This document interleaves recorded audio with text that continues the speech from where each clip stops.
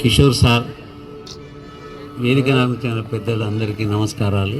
నేను మార్నింగ్ నుంచి చూస్తున్నాను, చాలా ఏకధాటిగా మనశ్శాంతితోని 6:30 నుంచి ఈ కార్యక్రమం జరుగుతున్నది.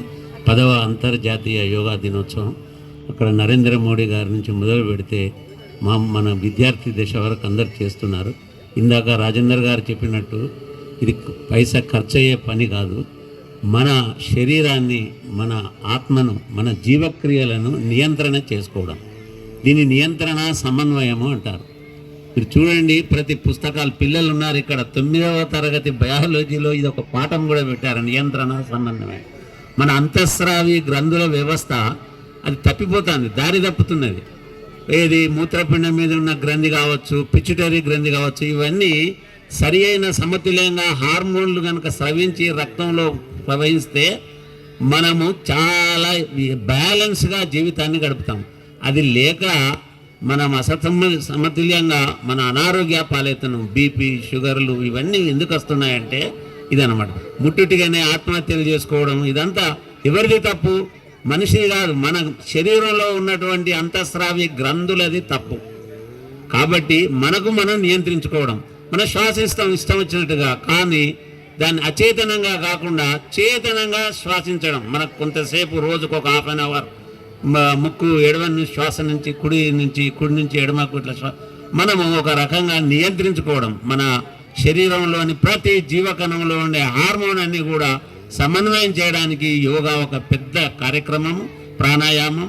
మనము ఇది ఒక అంటురోగం కాదు, ఇది ఒక అది కాదు. ఎవరి వ్యక్తి ఆయన చేసిన నాకేమొస్తాయని కాదు, మనం ఎవరికి వారు చేయాల్సినటువంటి కార్యక్రమం ఇది యోగా.